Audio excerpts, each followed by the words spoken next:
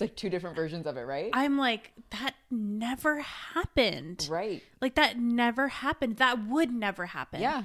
And she's adamant like that. No, like that happened. I know. Like this is what happened. And I'm like, no, like what do you, and it's funny because like, you're like, we lived the same life. Mm-hmm. Like we lived the same, but like our perception is completely different. Yeah. So like I could take something with a grain of salt.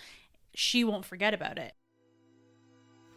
Welcome to the Hit Home Podcast. You're here with Natalie Hashka, city girl turned entrepreneur who transformed a dream into a successful real estate brand, making her first 6 figures at just 20-something from a house flip.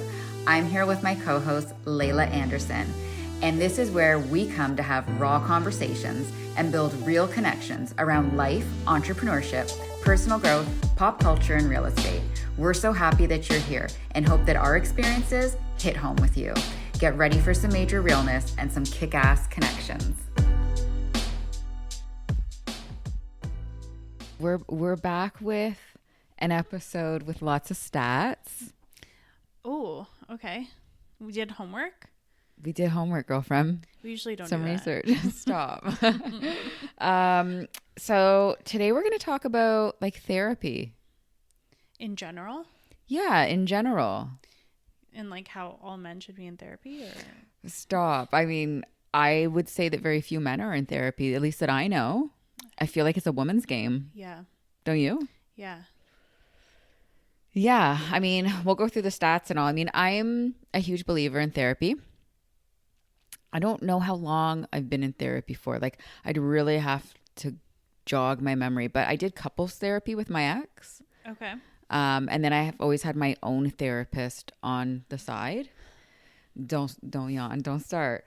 I didn't yawn. I was laughing. Oh. Wow. Okay. I don't know how I confused those two things. But yeah, I think therapy is really important. Yeah. Even now in my life, I'm finding that I want to tell less and less people what's going on in my life because everybody's got an opinion. Like the Kardashians say, everybody's got an opinion like an asshole. And sometimes you just want to vent. Sometimes you don't want someone's opinion. Yeah. You know what I mean? Yeah. And so I love therapy because it's unbiased. Right. It's like a nice sounding board. I also like that she always offers me coping strategies and then she makes me think about things in a different perspective. Yeah. I call myself out on my shit in therapy, and I also like that she calls me out on my shit in therapy because like I really want to be the best version of myself. And so I'm always working on the things that I don't like. Okay. Have you done therapy? Do you do therapy? I've done therapy. I did therapy for, I think it wasn't a very long time though. It was a few years ago and it was for maybe like 6 to 8 months, I think. Okay. And solo or couples? No, solo. Okay. Yeah. Question. A lot of people have a hard time finding a good therapist, which is subjective, or a therapist that they vibe with. What was your take on We were just talking, a friend of mine and I were just talking about that. Because really like a therapist can like make or break it? Well, yeah, but it's also like the whole journey of even saying like I'm going to seek out therapy and like go to therapy and then you don't drive with someone, that can be deterring to your whole journey of healing, right? Totally. So when I started therapy, so I actually used BetterHelp. Online. Yeah. Yeah. My first therapist and I jived really, really well. Okay. And so did you ever meet her face to face? No. So she actually lived in Hawaii. And it was all virtual, but like phone audio, like not video, right? Yeah, it was like, no, yeah, it was like a Zoom call. It was Zoom. Okay. Yeah. 'Cause my girl does that too. Yeah. Okay. So it's actually all done like through the app. Okay. Yep. And you can share notes and stuff in the app and all of that too. And book your sessions through the app. So, she lived in Hawaii. So the time change was like really fucked up. Of course. And, so my sessions were already kind of like weird times, but then she got a day job. And then, so she was actually going, instead of being completely virtual, she was doing sessions during the day, her time. Okay. So my sessions would have had to But were they at night for you then? They would have had to be at night, and I'm like, there's no way I'm doing therapy at like 10 o'clock at night. Like I can't do this and then go to bed. Of course. Yeah, no. Right? No. I will not sleep. It keeps you up. So unfortunately we couldn't can get a time that would work for both of us. Yeah. So I had to seek a different therapist, and he and I, like, I didn't really it was a man. Yeah, I didn't really jive with him that well. Yeah. He was more of, and this is what I was gonna say before, he was almost like a coach. Mm-hmm. And he was telling me all the things that I already know, or like I've already done, or was already familiar with. Okay. Which is not a bad thing. Yeah. Because it's just like a real estate conference. You go because the information's not new. You know all the same information every single time you go, but it's what you take from that time is what you need the most. That's right. So it was okay. I was with him for, I don't know, maybe a couple months or something. But I just stopped going. Yeah. After that. What was like your frequency, like how often? Because like, so I was at a point, I mean, after my accident, it was weekly, and then it was bi-weekly, and then it was monthly. Yeah, I went weekly. You went weekly? Yeah. And it was weekly when I was in couples therapy as well. Yeah, I went weekly. And then I think we probably switched to bi-weekly because I just didn't really like him that much, but then I felt bad. Yeah. So I just kept it going. Sounds familiar. You know? So I just I don't know, but it was okay. It was fine. It was fine. But I felt like I grew a lot in like that amount of time. Yeah. And got clarity on like a lot of things too. But I went for a bunch of different reasons. I basically just offloaded all of my shit onto them. But again, switching therapists was very frustrating because you're you're rehashing everything. I hate it. To someone different that like you have already. It's just so repetitive. Because you're still dealing like with that short amount of time. Yep. It's not as if like I was with someone for 5 years and then now I'm going back and dealing with different things. Yeah. I was still dealing with like the same things. Yeah. So,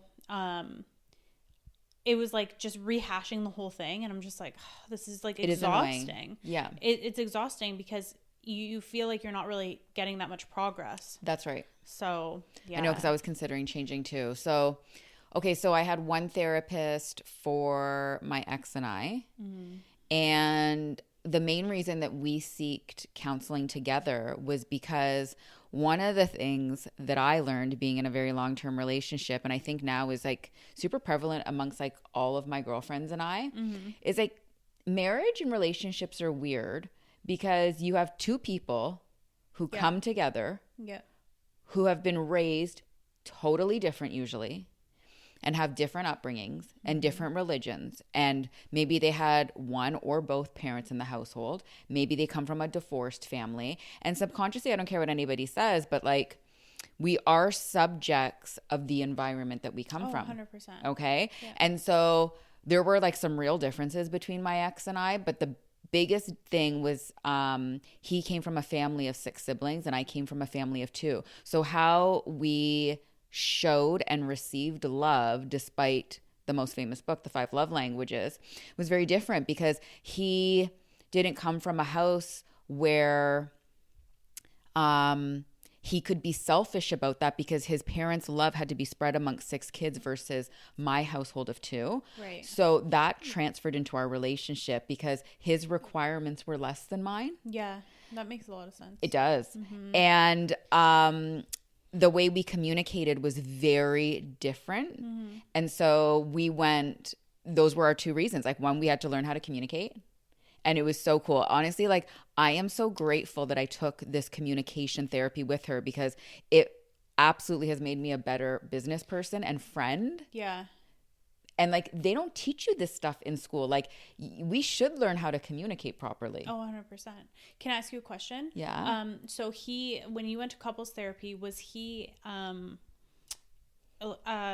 mean, where in his siblings was he like the oldest, the middle, so the youngest? he was in the middle. So there Okay, were interesting. 2 younger than him and then 3 older than him. Okay, because I found that like a there middle was child. this thing. Yeah, there's this thing that I was reading, and it was basically Eric and I. It was really fascinating.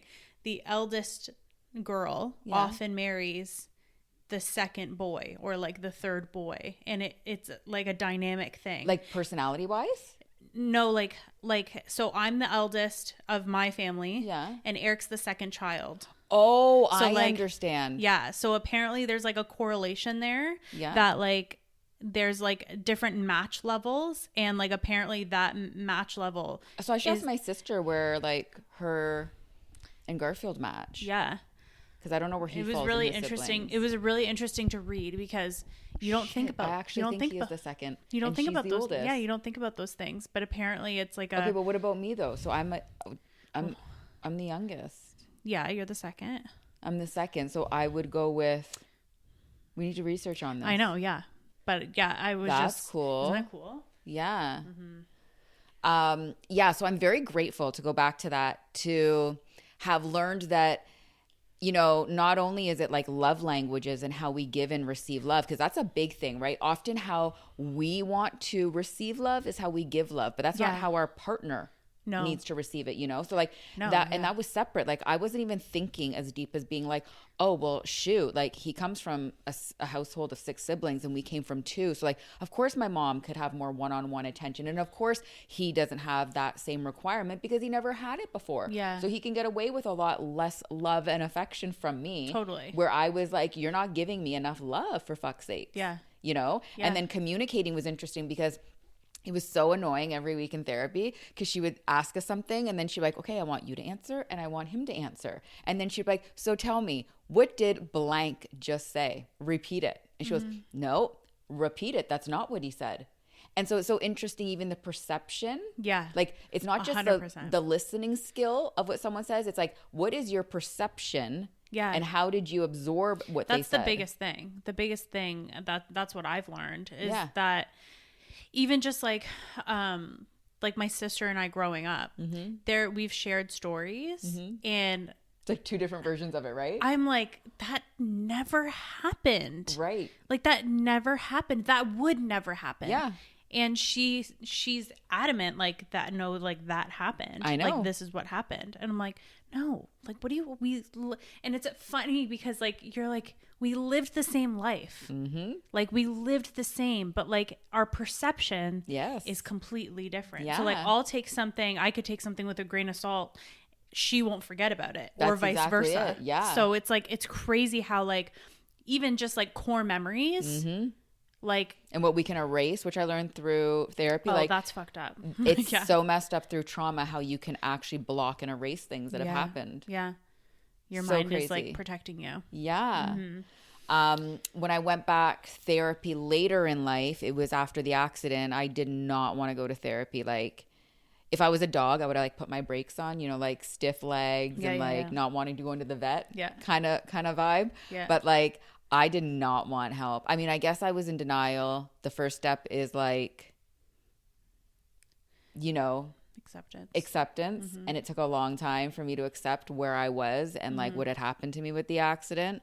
But there was no doubt. I mean, I had to like undergo a 15-hour neuropsych exam. That was like the longest thing I've ever had to do. It was horrible, the questions I had to answer. And I was diagnosed with many disorders, you know, 2 of which were anxiety and PTSD. And like there's no way that you can go through that level of trauma and come out the same person. I've said this so many times. They had even said I was depressed at times, which is weird because like I have never considered myself to be in a depressed state.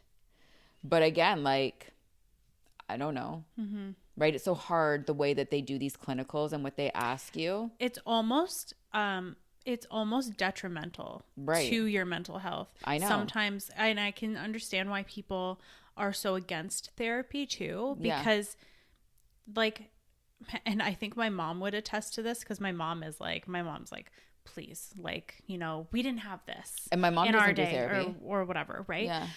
But and they're fine, right? And they're fine. I roll. You know, yeah, no, but like I actually was even talking to my mom this morning, and I'm like, man, like I just like I feel like I'm like I was so over being pregnant in the last like third trimester, so over it, and she's like, I don't remember feeling that way. And she's like, I don't think I felt that way. I was like, you probably just don't remember feeling that way, Mom. That's right. Like, and if you had postpartum depression, because there wasn't like a label on it, that's right. Then you wouldn't associate that with being like, oh yes, that's what it was, and be able to label it. Yeah. But now that like you know what to look for, and you know that like a lot of people suffer from postpartum depression, they can say like, oh, actually, I do identify with these things. Yeah. My mom, to this day, does not believe in postpartum depression.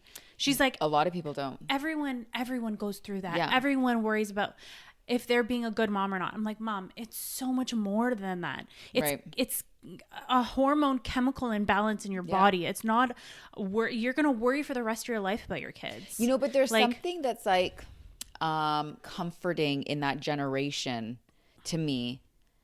I wish there wasn't. You know what I mean? Because like at least our parents' generation, like that is their thought process. Like that's normal and you'll be fine. And now it's like it's almost like you're labeled. Ignorance is bliss. Yeah, I know. And I wish that like there wasn't all these things. Like, do I have postpartum depression or do I have postpartum anxiety? I know. Like, you know, like what is it? What do I have to worry about? Like, I don't want to worry about having postpartum depression. No. Right? Like I hope that like it doesn't develop, but of course. That's just one of those things. But now that it's so out there and so talked about, it's in the back of your head. It's kind of like, it's great because people have resources now. Yeah. And this is just with general therapy. Yeah. It's great that people have the resources now, but also is it even worse? Yeah. Because people use it almost like as a scapegoat, like, oh, but I have this, and they use it as like a crutch, like, oh, you're excusing your behavior, right? Because you have this, right? But you're not, you know, right? And that was one of my biggest things in the accident, like going through therapy. Like, most people didn't even know that I had an accident, and I had many things going through my head. One, I didn't want people to think less of me, and I know that sounds really horrible, but like I didn't want people to think that I wasn't competent in my career, in my role as a realtor. And then I also didn't want people to feel bad for me, and I didn't want pity. I didn't want to be a victim. So I just wanted to deal with this on my own and come back and like be normal and, like, come back, and like that is like such a true Aries trait. Like you just kind of internalize it. I know it's not healthy, and I just, you know, do what I need to do alone, and I suffer alone, and then I come back. And that's always been my thing. So yeah, I had to do a lot of therapy after the accident, going back to that and being diagnosed with stuff. And I feel like I'll probably always be in therapy, just because I feel like it's a nice unbiased, for sure, opinion. Yeah. You know, like I said, like everybody wants to have their 2 cents and their input and their opinion. Yeah. And then people, like, I will say, like, I don't judge people. And I know in my crew, like, someone could tell me something, it'll stay confident and there's no judgment. But I think the majority of people do judge. Yeah, but I also think like having an unbiased opinion, or not even an opinion, just a sounding board, like a unbiased sounding board, it takes away the stress of you feeling like you're being perceived. Right, a certain way. Right. So like it's judgment, but it's also just perception. So like how you're being perceived, and you like I feel like no matter what, like I think we all to some degree want to control how we're being perceived. Of course. So I mean, social media is one of the biggest ones, and the image that we put out there. Right. So like I think that of course having an unbiased, like someone that's removed from your life. Yeah. Like I feel like I could tell there's certain people that I can tell anything to. Yeah. But then at the same time I'm like, I'm not going to open this because I don't want their perception of me to change or something. And like I'm, you know, like such an open book as far as like there's nothing I won't talk about, like with the human body. I'm not embarrassed to talk about anything. And I think all my friends feel super comfortable telling me certain things in that respect. But then like when shit's going on in my life, there are things I don't want to talk about at all. And it's not like I sweep them under the rug, because like I'm still doing the work behind the scenes and I'm dealing with it. Yeah. I don't know what it is. It's just not like public knowledge. Right. And like when I was going through the car accident and in my lawsuit, like it was hard because I had to sign a confidentiality form, right? And like I could not discuss the things outside that my lawyer and I were discussing. And so, you know, I could have like a normal day and then I get a call from my lawyer, or I'd have a normal day and have a meeting with my lawyer and I'd be sitting in my car crying alone. And I remember in the beginning I would call my mom and then I couldn't even talk about it. Yeah. And so then I would stop calling her because like she felt helpless and useless and she couldn't help me. And then you don't want to make her feel like that. Right. And I've then been there, yeah. Exactly. And I just thought, you know what? No one can help me with my problems. I just have to fucking like walk the walk, pull up my big girl panties and do the work by myself. And like, it's really hard being your own support system. Yeah. And not having people there and having to find other outlets, which for me is like the gym and things like that, and dance and music. Yeah. But it was hard because people want to help and they can't help, and then you can't tell them the full story. Yeah. And so it's And hard. sometimes you don't even want to. I know. I After just a like bad would meeting, rather just like I don't want to not- rehash it. Yeah, I would just rather like move on and like not think about it. Like, Yeah, that's exactly it. I agree. Yeah. So I feel like therapy for me is always going to be part of my life. And I'm not embarrassed to say that I've done therapy, that I do therapy. No, I don't claim to be perfect. We're all beautifully imperfect. And I think the best thing is like being able to recognize strengths and weaknesses in yourself, but then working on the weaknesses while still making sure that you focus on your strengths and like, you know, what you do well and what you bring to the table. Yep. And, you know, it's never going to be perfect, but, you know, I'm always aiming to be Nat 2.0. I don't know if I'll get there, but like, you know, that's always the goal. And I hope that by being like the best version of myself, that I'll always continue to bring value to every relationship that I have in my life. And not just romantic. I mean like our relationship, family, friends, work relationships. Yeah. And that's why when it comes to finding a partner, I've never been one of those people that's like so hung up on finding a husband. Yeah. Because I feel like I have a lot of fulfillment in my life. And I know that when that right person comes along, they'll see my value. Yeah. I'll add value to their life, and I think they're going to add value to mine. Yeah. And so I don't even force things in that respect. Like there's people out there who are like, oh, they'll fill a void, or like my other half, or like the missing piece. And I'm like, I've never felt that about a relationship. I just feel like the right person would add to my life. Yeah. They're not going to like, I'm responsible to make myself happy. No one else. Yeah. You know, because people are like, oh, I'd be happy once I found a man, or once I have a baby, and once I do this. And it's like, you're responsible for your own happiness though every day. Yeah, totally. Ready to make a move in the GTHA? We'd love to be a part of that journey. Not in our area, but still in Canada? Connect with us and we will point you in the right direction. So why don't we get into some stats? Okay. And then we have some coping strategies for people too. So if you are going through a rough time, maybe what we offer can help pull you through to the other side. So we'll try and get through the stats quickly because they're boring. And then we can go through the coping strategies, okay? Okay, so in any given year, 1 in 5 Canadians experience mental illness. Okay. By the time Canadians reach the age of 40, 1 in 2 have had a mental illness. Well, fuck, I'm there. Crazy though. Right. See, this is the thing. And mental illness, like what would you consider that? It's like my accident, like PTSD? Anxiety, Depression, right? like they all fall, right? any of, Postpartum, like any of that, right? Yeah. But it's crazy because like again, we talked about it. Like these are obviously current stats, like today's day stats. But like if you looked up these stats or tried to look up these stats like 40 years ago, like I'm sure that there's going to be people that are depressed, but maybe they're not recognizing that they're totally depressed. Right. Yeah. Yeah. So this one's interesting to me, and I think I've noticed this a lot like during the pandemic, and I have a nephew who falls into this age range, but like young people age 15 to 24 are more likely to experience mental illness, and substance use disorders than any other age group. It's wild. That's so concerning.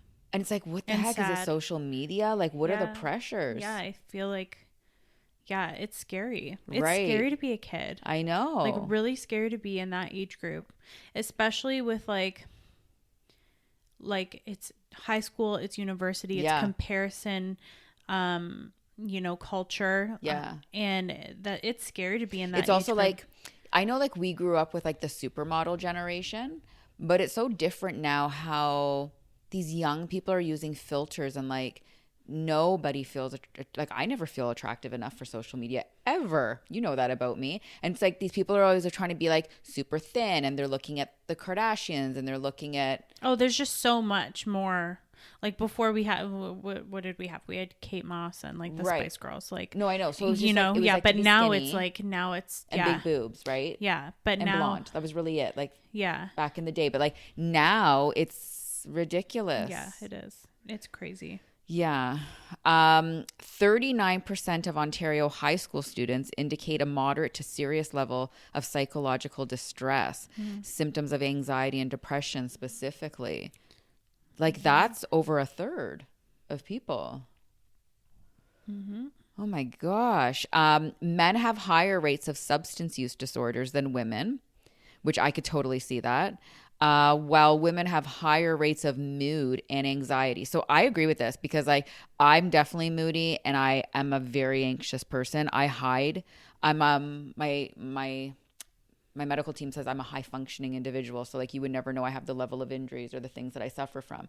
I hide them very well, and I'm high functioning. Not a good thing, but I feel like women definitely fall into that mood and anxiety. On the flip side of that, I have two friends, and both of their husbands abuse substances. And I feel like that's also very common. Yeah, I think a lot of it also, like for women, has to do with like hormones and stuff too. So definitely. of course that Mood. stat is going to be accurate. Another one that falls under here, and a lot of people don't realize, like substance, what you can be addicted to. I had to learn this, unfortunately, with I did therapy after my ex, which I didn't talk about too. After he cheated, that was a different type of therapy, but I had to learn what like narcissists and sex addicts and all these things were. But your vice doesn't have to always be a substance. So some people can be sex addicts, some can be addicted to porn. So I know it says in here that it's substance disorders for men, but still, like, I know a lot of men who are sex addicts. Yeah. And who they have like those a porn addiction. Yeah, they have those coping mechanisms. Yeah. Yeah. Exactly. Yeah. Mental and physical health are linked.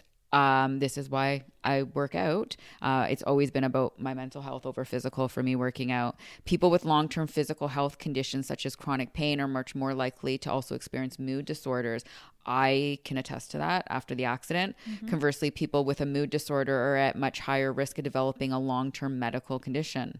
Oh, that's not good. Yep, that makes sense though. It does, because right? it's just the energy in and energy out. Like that's the thing. Yeah. And a lot of people don't realize that. Like even just getting outside for a walk is into like nature. That will literally change your entire day. I know. So like even if you were just to start there, is like I totally agree.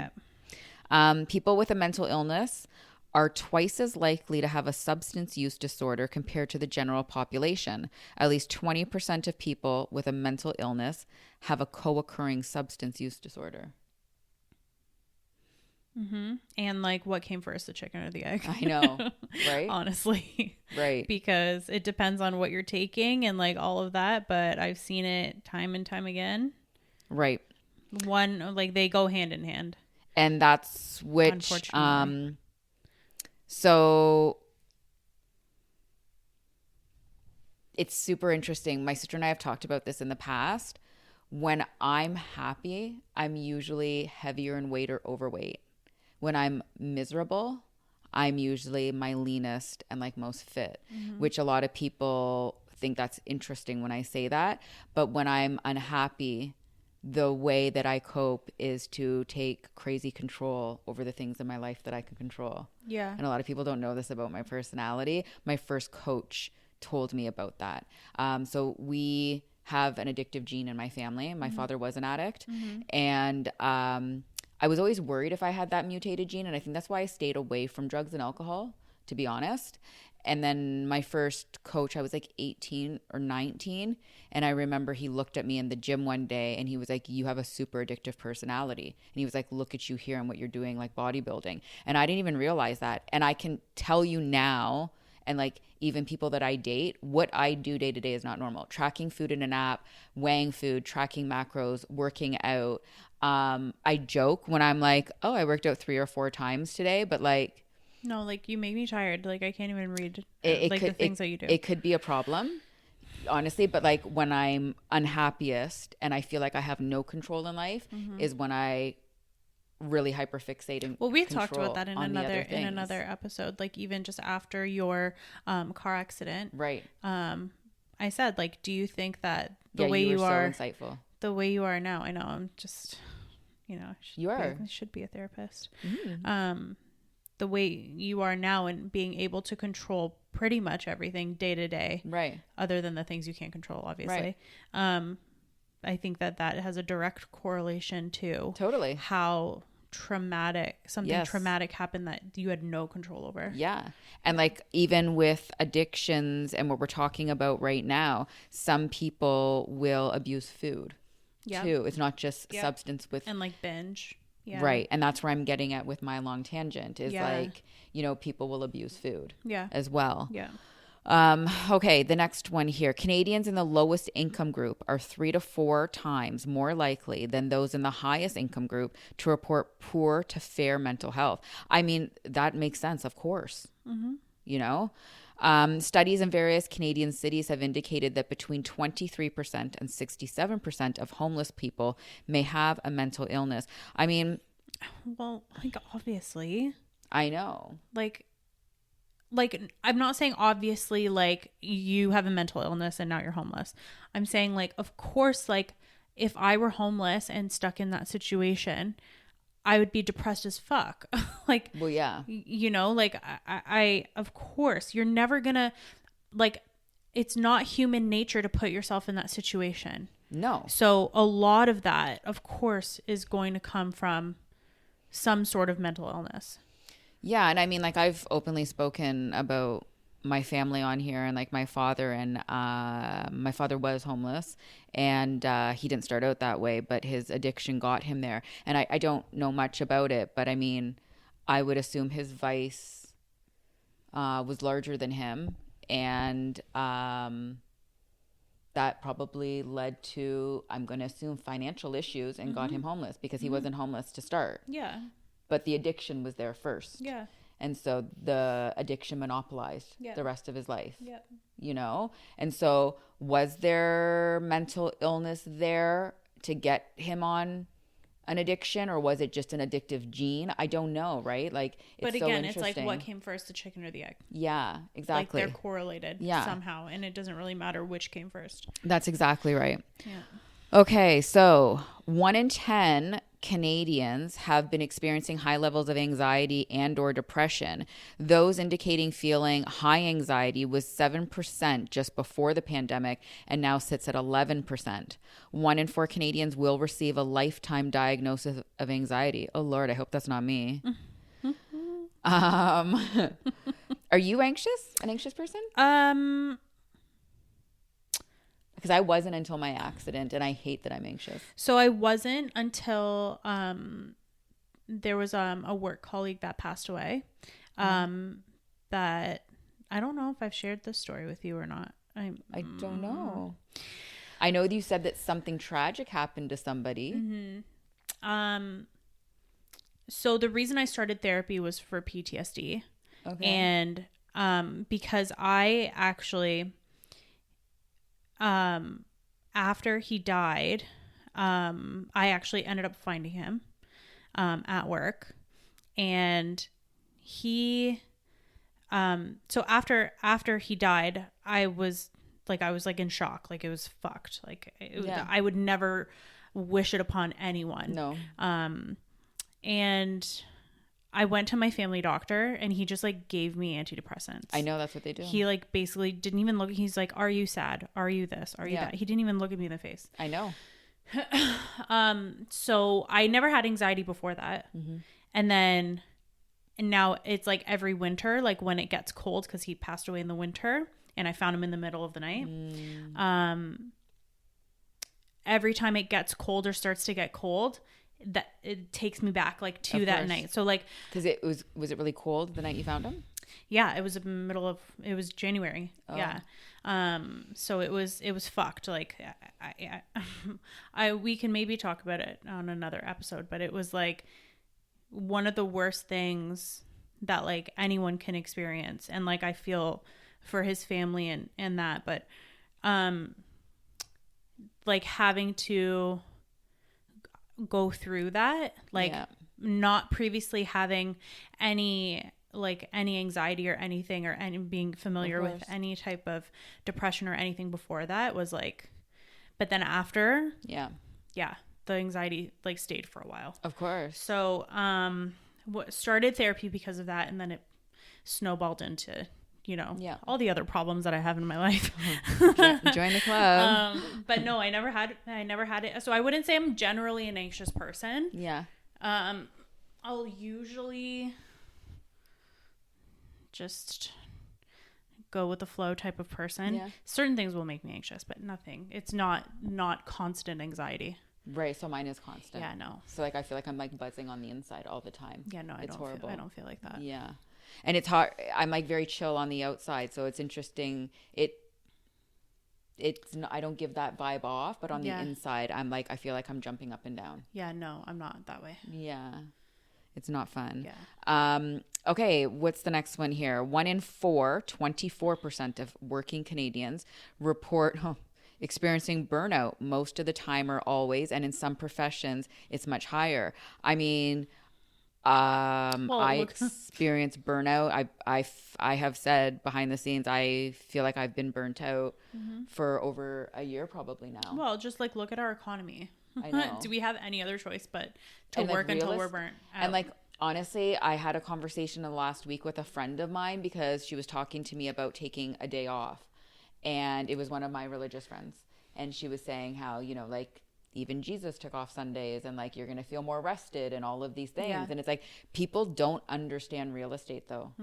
It's like, I would love to have a day off. I would love to have 2 days off. Like, I don't even know what that would feel like to only work 5 days a week. Yeah. But like, we work odd hours. We work long hours. You work every day. And the thing with our industry is like, we might not work. No, but your brain's always 2 hours. Your brain's always one day, on though. Right? Yeah. But it's like 2 hours still that you cannot fully disconnect. It's not like we're clocking in and clocking out and the work just ends for the day. That's my point. Yeah. And that's the worst part. Yeah. Sometimes I wish we clocked out and clocked same. in because it's the lack of being able to fully disconnect. No, there's no such thing. I know. And then you never feel rested because like you said, your mind is always on. Yep. Yeah. And like, they also don't understand it's like a feast or famine industry. So like, you have to take the business when it's there. I was saying to her in text message, it's not like she's a service provider. And I was like, it's not like I can just like shut the lights off, lock the door and put a close sign on. No. Yeah. You're always accessible. Real estate is a timing game. Yeah. And people expect a response within a certain period of time. Yep. And so you can't, like, even when you travel and you have boots on the ground here and someone's covering for you, people still access you or try to access you. And then you're like, well, I can put you in touch with my colleague. Like, you're still never fully disconnected. No. And like, I've said it before, like, I love real estate and I don't see myself doing anything else, but like, something's got to give. Something's got to give in our industry. And it was nice during the pandemic when like things changed a bit. It was honestly like right? a nice like little break. I know. Yeah. But I don't know, like, would I have gotten into real estate if I had known what this was all about? Especially because when I went into real estate right after high school, we didn't have it's completely different marketing and the social media aspect that we have now. Yeah. And it's like so narcissistic and like me. I really don't know. Like I probably would have given it a lot more thought Yeah. if I knew what the industry had changed to. Yeah, I also think that though, like, we adapt like with the industry. Yeah. Obviously, you have to. You adapt or die. Yeah. Like, but I also like just like even becoming a mom. Like, I'm not like I'm gonna take the business and I'm gonna work on my business, and like I have that responsibility to do that. Yeah. Even like just to myself. But you also have the responsibility to allow your priorities to change. For sure, and 100%. And Yeah. and you know, I feel like they're ever changing, and Same. yeah. So, I think that you get out of this industry what you put into it. Mm-hmm. And not always. you're putting a lot more into the industry than what it gives you back, but it is give and take. Yeah. Definitely. Mm-hmm. Okay, the next one here. Let me see. We've got more than 1 in 2 people, 52% to be exact, are struggling with their mental health and are not getting the help they need. Yeah, I believe that though. The biggest problem. And like, you know, I wonder if it's access, because like it's hard. Expensive. It's expensive. It's access. It's wait times now since the pandemic. Like our medical system, I'm sorry, is like, I hate to say it and I don't want to disrespect or like backwards as fuck. Right. And it's broken. It's so broken. Yeah. You know? We have 17% of Canadians have accessed mental health services in the last year. An additional 6% believe they should but are not. Interesting. I wonder what stops them. I think a lot. Actually, I talked to Eric about this. I think, and I said to him, it's interesting. We were watching. Whoa! I can't talk. We were watching. Me, I do that. We were watching Lost. Oh yeah. Last night, and I was like, one of the guys has like a heroin addiction, and I was like, it's just like so interesting how like they can be such pathological liars and just like lie so fast, so quickly, and like you would never even you would never even think it. Like addicts, in general. And I was just like, it has to be like shame. So when I was going through therapy, to interrupt you, for my ex, because my family doctor was like adamant, she was like, most people internalize this, it's not the woman. And I had to learn about narcissists, sex addicts, and sociopaths. Those were the 3 things I had to learn. And the therapist told me something interesting. She said, not only do we have a public life and a private life, but a public and personal life, but addicts have a public, personal, and a private life, meaning that like nobody knows their deepest, darkest secrets. So like even serial killers, you know, and things like that. You only know your dirt. And I was like, that makes sense. So I think a big part of that is shame. It is and shame. Guilt. And that's where I'm going with it. So I think that that's probably a big part of like not seeking help. Right. And I think the other thing is acceptance, like knowing you have a problem, because I do think because you don't want to stop. And I can tell you don't want to stop. Both of my friends who have partners that abuse substance, they don't think they have a problem. No, they like it. They like their addiction. So, or they don't think it's as big of a problem as it is, you know? More than 1 in 4, which is 28% of Canadians, report that their mental health symptoms affect their daily functioning. I mean, when, especially after my accident, of course, they affected my daily functioning. Well, that's just like seasonal depression for myself. I mean, again, here's the thing. Is it seasonal depression or is it lack of vitamin D? Right. So like, have you played around with that though, to up your IUs in the winter? I haven't, but I do feel it, like, and that's the thing. So, I mean, having the traumatic thing that happened in the wintertime, that happened. It happened like 5 years ago. That I don't know like that already makes me like a little depressed. But like every year as it gets cold, but like again, do I hate the winter? Do I just hate the winter, or do I, right, you know, am I lacking vitamin D? You should try and play around with that. Mm-hmm. Help us spread the love one home at a time. Rate, review, and share this podcast. It would mean the world to us, and hey, it may even change someone else's world. Don't forget to like and subscribe. You can also find us both on Instagram at The Real Nat and at Lay Real Estate. 1/3, 30% of Canadians report thoughts and behaviors consistent with or at high risk of developing an eating disorder. I mean, I feel like, I don't know, like eating disorders were prevalent when we were young, but I do think that they're more common now, and they're definitely more common amongst men, which is a stigma. I think that it only affects women. Yeah. So many like men vanity, deal with... But it's not vanity. Right. Yeah. Yeah. I think a lot of men deal with an eating disorder in the form of like, not like your typical like anorexia or like bulimia. They want to be big. They want to be muscular in the gym. It's binging. Yep. So I think that's...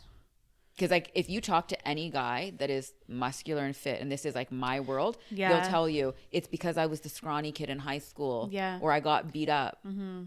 It comes from like such a deep-seated place. Yeah. Where like girls like me, it's like because I was fat. Yeah. Right. Yeah. Well, I mean, it's like a social stigma. Right. Yeah, but a social what's the word I'm looking for? Criteria that you're a man is supposed to look this way. That's right. Yeah. Or like the same kind of for women, but like also just like don't be fat. Right. That's basically what we're told. Right. Just don't be fat. And like the eating disorder thing, it's control, but it's also the chicken and the egg thing, because it's like I eat because I'm unhappy, and I'm unhappy because I eat. Yeah, like fat bastard. Austin fucking Powers. Exactly. Yeah. So like that's hard too. You know? It's true. Oh my gosh. Yeah. Okay. Top reasons for reluctance in getting help or talking about issues. Number 1 was the belief that there's a stigma around mental illness. Mm-hmm. Number 2 was not wanting to be treated differently or judged. Shit, I guess I kind of fall into all these with what I shared earlier with my accident and wanting to keep it hush. Number 3, being afraid of negative consequences such as losing one's job. Now, I didn't think I was going to lose my job. I thought people would think that I was not competent. But holy fuck. Yeah. So like... Yeah, it all makes sense. Normal. Because you don't want to admit that you have... Like, no one wants to admit that they have issues. Right. I don't like go around like...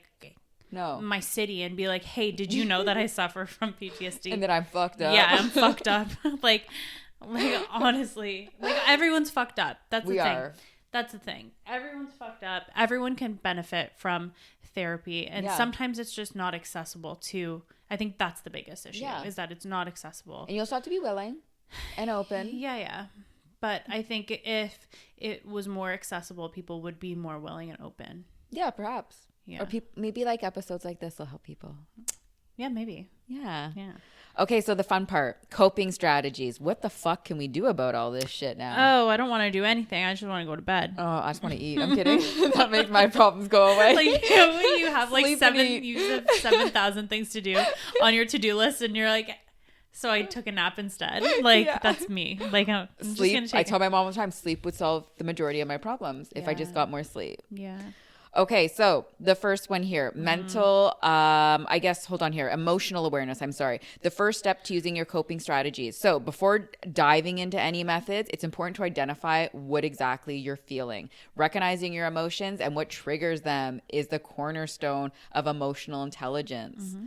So the next time you feel overwhelmed, jot down what you're feeling and what may have caused it. This simple act can bring clarity, and it can make it easier to decide which coping strategy to employ. Okay. So the first one is physical exercise. This is a big one for me. So this one is going to release endorphins. It acts as a natural mood lifter. Mm-hmm. It can also help you sleep better, reduce stress, and improve self-esteem. So practical tip for this one, finding time can be the challenging factor, but even a 15-minute walk, which I always recommend after a meal, can make a significant impact. If walking isn't your thing, try an at-home workout or even dance to your favorite music. I have music on all the time in my home. You know that. You come over, there's music on my sound system. Yep. It just like, it lightens the mood. I'll cook, I'll dance. Yeah, walks are my thing. I love walks. Me too. Like a nice hot girl walk. I know. Like, yeah. Don't bother me. Don't look at me. I look like the most unapproachable person on a walk. You do. You have a bitch face. Yeah, just in general. But like, I'll have a hat, sunglasses, big headphones on, so no one talks to me. Yeah, that's how I look like, too. Don't even look me in the eye. I agree. Yeah. Deep breathing. This was one that I had to learn. Oh my gosh, with my therapist and in yoga and in Pilates. But it might sound simple, but deep breathing is a powerful tool. It works by activating the parasympathetic nervous system, which helps control the relaxation response in your body. So trying the 4-7-8 breathing exercise is excellent for beginners. You'll inhale through your nose for 4 seconds, hold your breath for 7, and then exhale through your mouth for an 8-second count. Roughly do this for a cycle of 4 times, and you should feel a noticeable difference. Mm-hmm. Are you big on breathing? I like to breathe. Stop. I find it essential to living. No, breath work is it's always good. Yeah, no, I'll even do it in my car with my PTSD because like from driving after the accident, like if I'm in a stressful moment, like I just, you know, that's a coping strategy I use. Okay, healthy eating. So the foods that we consume obviously have an impact on our mental state. So research shows that a strong connection between a healthy gut and a healthy mind, often referred to as the gut-brain axis. So aim for a balanced diet rich in fiber, protein, healthy fats, various fruits and vegetables. Get all your colors in. And a straightforward way to start this is just by adding a piece of fruit or a handful of veggies to each meal, or even a smoothie a day and throwing a bunch of stuff in it. Yeah. I always say, and I've preached about this in so many episodes, I eat 80% whole foods and 20% processed, and it's made such a difference for me. Yeah. So people can even start there, just like shop the perimeter of the grocery store. Yeah, and also think about the food dyes that you're consuming, because we've talked about this before. It finally got banned in the States, eh? Yeah, with the only red dye 3. Only red dye 3. But the food dyes really do make a difference. They do. Red, yellow, blue, like they actually do trigger things with your mental health. So yeah, absolutely. Do some research on that, because it's actually really interesting and scary. Very scary. Yeah. Psychological coping strategies. So mindfulness and meditation. So this involves being fully present and engaged. So it's being in the here and the now. It's shown to reduce symptoms of stress, anxiety, and depression, and it can improve concentration or increase feelings of contentment. So if you take 5 minutes of your busy day to sit quietly and focus on your breathing, even if your mind wanders, that's okay. Just gently bring your focus back and focus on your breath work. So when I used to commute to Toronto, this was the perfect time to do this, because when the world was chaotic is when you're really tested for, can you be mindful and can you meditate? It's not when you fucking put candles on and spa music and eucalyptus. It's like, can you silence the noise in pure chaos? I think that I would also add on to this, like if you're a religious person, also put prayer into that, because that's beautiful. I love it. Because I think that like I've learned in this past year, like just the power of prayer. And I found that like on my journey finding God again, I found that the whole thing about mindfulness, meditation, positive affirmations, things like that, that's all prayer. Yes. All of it is prayer. Yeah. If you actually see it, you see God's hand in everything. So I think adding prayer to that is, if it's your thing, then I think it's really. If I can piggyback on that. Mm-hmm. So although like I grew up very religious, and anytime I'm feeling disconnected, I always go back to my faith. The one thing that I learned while dating, and I was missing a huge component when it comes to my religion, was believing. Mm-hmm. So like I could do all those steps and all the framework, but like I wasn't believing. If you don't have faith in it. I know. And like that even went with dating though. So it was like I was doing all the motions for dating, but it was like I wasn't believing that I was going to find love, or that I was deserving or worthy of it, and it was going to happen for me. Yeah. I wasn't believing in the process. Yeah. I never like dated a guy and was like, this can be my husband. I'm going to marry him. We're going to work out together. Mm-hmm. I was just waiting for the ball to drop in every situation. Yeah. It's just faith. So like you have, it's the faith and the belief. Yep. Yeah. Okay, the next one is cognitive reframing. So, our thought patterns have a considerable impact on our emotional well-being. Cognitive reframing is the the practice of identifying and challenge any negative or distorted thought. So, whenever a negative thought pops into your head, question it. Ask yourself, is it based on facts or assumptions? Oh man, I have to do this in therapy all the time because I have a lot of shit that runs through my head that is like irrational. Replacing negative thoughts with more balanced and positive thoughts can be incredibly freeing. Sounds easy, but it's that self-talk and what we say to ourselves. And my therapist always says, would you say that to a friend? No, I wouldn't. I literally, but I say it to myself. If that happens to me, I'm literally like, not today, Satan. I know. Like literally, that's literally what I say. I'm like, nope. Yeah, I know. It's not, it doesn't exist. This thought doesn't exist. I know. For my own good. And my friend that's religious that I spoke about earlier, we always talk about like, that's the devil's playground. Exactly. And so we're like, the devil's trying to get you. And I know for somebody who's like not religious, I'm like, that's like I know. weird. Like you can like roll your eyes, but like, it's like, there's something there. Yeah, I won't go too deep into that, but yeah, there's something there. Exactly. Positive affirmations. So positive statements that can help you challenge and control self-sabotaging thoughts. Repeating these affirmations can improve your outlook and your approach to challenges with positivity. I think affirmations have been big for a long time. So, writing down a list of positive affirmations that resonate with you. Some people write on their mirror, which is cute in the bathroom too, and then you see it every morning or whatever. Yep. But if you need a mental boost, it's reciting one or more of these affirmations to yourself and doing it daily. It's a little pep talk. Yeah, I think I've seen people like type them out on their phone and use it as their phone background. Oh yeah, so like a screensaver. Yeah, like a screensaver or whatever. So that's cute. I like that. Social coping strategies. So seeking support, and men are the worst for this.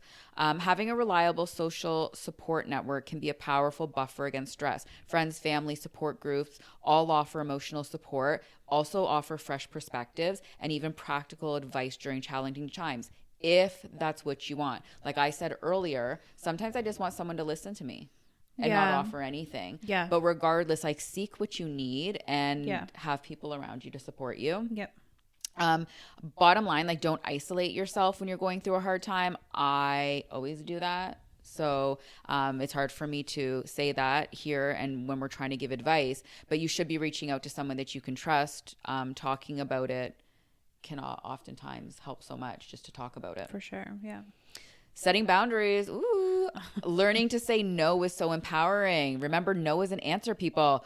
You can't be all things to all people. And this is something I struggle with. And I swear it's going to be the death of me. And you shouldn't have to be all things to all people. Setting boundaries helps protect your emotional energy. So when you feel overwhelmed, don't hesitate to decline a responsibility or an invitation. This is hard for me. This was one of the biggest themes when I was doing therapy, and was setting. You say no to me all the time. Every time I invite you out. I'm kidding. I don't. But it's not only about fulfilling, like feeling the need to fulfill an obligation, like accepting an invitation, which that's already a thing for me. But I think it's also a mental boundary, like feeling responsible for people, and not being everything for everyone all the time. I know. And I'm everyone's rock. People always run to me, but like, yeah, I can't be enough. Sometimes I need someone else to be my rock. Like I'm known for being like hyper reliable. Yep. And that's bad. Like that's not good for me. I know. Because I spread myself way too thin, and I say yes to everything. And even if I'm not saying yes to someone specifically, I'm like in my mind now consuming their situation, their problem. And as Oprah famously said years ago, yes is the woman's disease to please. Yeah. And it's true. Yeah, it's bad. It's so horrible. Set those boundaries, and yeah, it's hard though. It is very hard. Like when you're feeling overwhelmed, don't hesitate to decline. If you need space, just be firm. And it's in therapy, I learned one of the biggest things was like, it's not people's job to respect your boundaries. My therapist kept telling me it was my job to enforce. my boundaries. Yeah. And I was like, fuck me. But That's I think so right. It like respecting your own boundaries is respecting yourself. Yeah. That's because exactly right. you have to. Yes. Because I think that, well, there's a lot of things that you can do to disrespect yourself. But I think that even dating though, like, and boundaries too, like even when it comes to like things I would and wouldn't do, whether that was sexually or other things. It's just like energy exchange. It is energy exchange, but it was like, these were my boundaries dating, and I'm sorry that like I have them, or maybe you're not used to them, but go find someone else. Because I have a lot of self-respect and self-worth. Okay, the next one, active listening and empathy. So offering an empathetic ear to someone else can also serve as a coping strategy to you. It can make you feel valued. It can also put your own problems in perspective. Now, this one's interesting because in like a health and fitness world, oftentimes people who are struggling with something, the best thing they say is like, go help someone else. So like, and I've done this. I'll be like, I'll go help someone with their macros. I'll help them with their nutrition, or I'll help them with their fitness in the gym, because that's an instant thing. And that's why volunteering does so well for people, because it gives you back something that you're missing. Well, that's why people become real estate coaches. Is that what we should do? That's why people become real estate coaches. Literally, I came from one of the biggest training companies in the real estate industry, and everyone's a fucking coach. Okay. I know, literally, everyone can be a coach, and you're not even doing that well in the business. I know. Everyone can be a coach. Yeah. Because they preach that what you're lacking, it's like, I'm not going to be like, if I fail, I'm going to be a teacher. Right.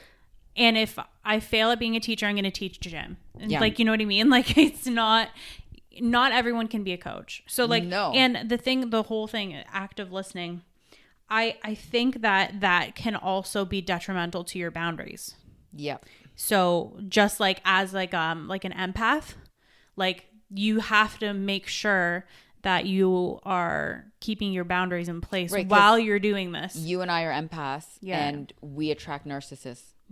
Yeah. That's the problem with empaths. So you have to be very careful. The next one, creative activities as coping strategies. So creative activities offer an engaging way to cope with stress, anxiety, and emotional turbulence. They allow you to express yourself in a nonverbal manner and give you an outlet.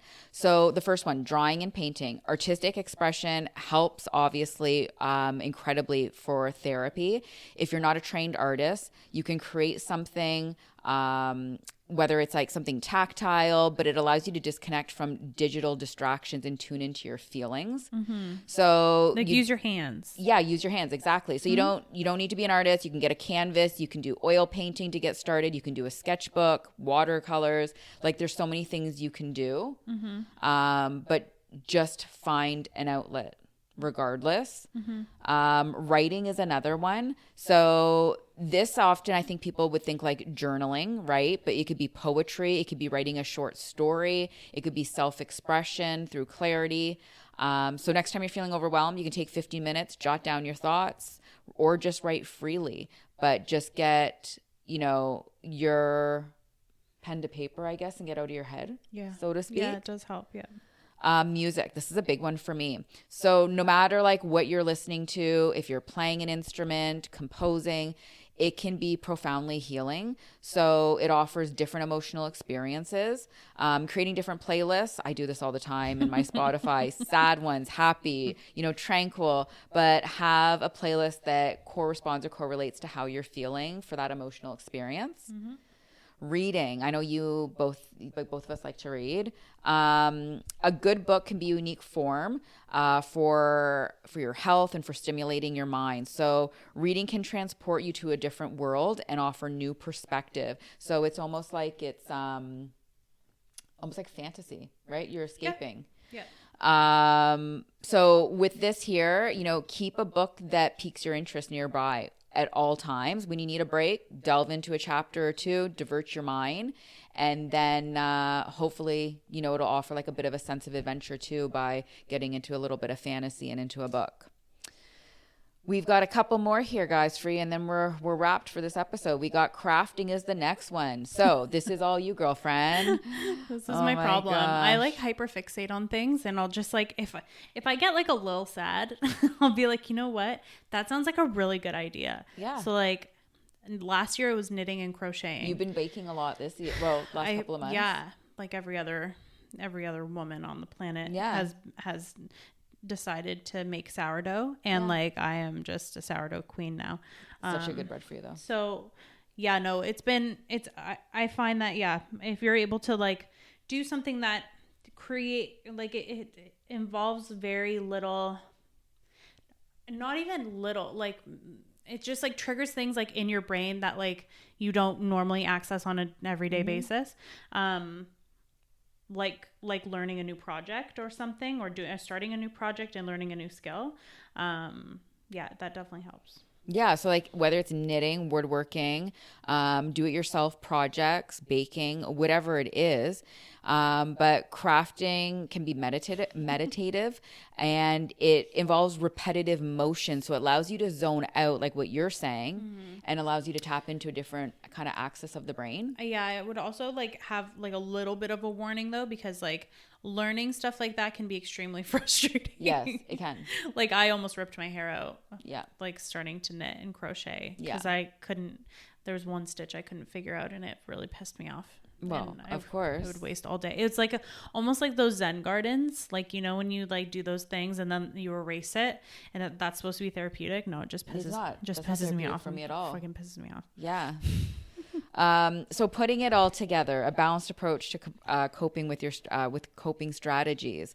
So although we've gone over a variety of coping strategies to choose from, remember that like not one size fits all in any approach. So the key is to kind of take some of these coping strategies, have a mix in your back pocket so that you can pull from them, and have like a personalized toolbox that fits for you. Life is always going to have its challenges. It doesn't get easier. I feel like if I knew this was what life was about, I feel like I would have done my youth a lot differently. Yeah. And so it's just better that you're equipped to handle things when they happen in life. And it might be fun to challenge yourself and try something new, but try incorporating one of these strategies or more than one of them. See what you like, and you'll probably be surprised at how much lighter I think we'll all feel. Yeah, I mean, there's something for everyone. That's Yeah. the thing. I feel like a lot of times when you're dealing with mental health, a lot of people think that even if therapy is inaccessible to you, there are things that you can do to cope with how you're feeling. It just like the only thing that's going to take you out of that state is going to be yourself. Yes. So That's why I say you can't help someone who doesn't want to be helped. exactly. So, 1% better, and be consistent, Yeah. and just try. Just try your best. Yeah. So we hope that some of the strategies will help you if you're going through a rough time. And reach out to your family doctor, a therapist. There's anonymous hotlines online as well if you need help. Yeah. But seek the help that you need, and hopefully... BetterHelp was great. Like a great option because you can kind of go at your own pace, Right. and whatever your financial like limitations are, like you can find something that works for you on there. Or just go back to church on Sundays. Which honestly, we just talked about this before we that's record. I didn't want to say anything, but that like I know I didn't want to say it either because like I don't know, people are like weird around religion and stuff. But that's been my coping mechanism. And like that too, like I do live streams. Because the Orthodox Church is hard to get to because it's such a big commitment. But like I do live streams. I can like listen to things on YouTube in the background. Yep. You know what I mean? So, just like... There's peace and healing in anything. In anything. You just have to find it. Keep your eyes, your ears, and your mind open. Yep. And try new things and see what works for you guys. Amen. Amen, sister. We hope you guys enjoyed this episode, and we'll see you next time. Bye-bye. Bye. Let's put a bow on it and wrap this episode up. Thank you for joining us today, where we got real and raw. If this hit home for you, don't forget to tap those stars and subscribe to join us next time. Remember what we're here for: raw conversations and real connections. So don't just stop there. Find us both on Instagram at @therealnat and at Lay Real Estate, and let's connect. Until next time, on the podcast that feels like home.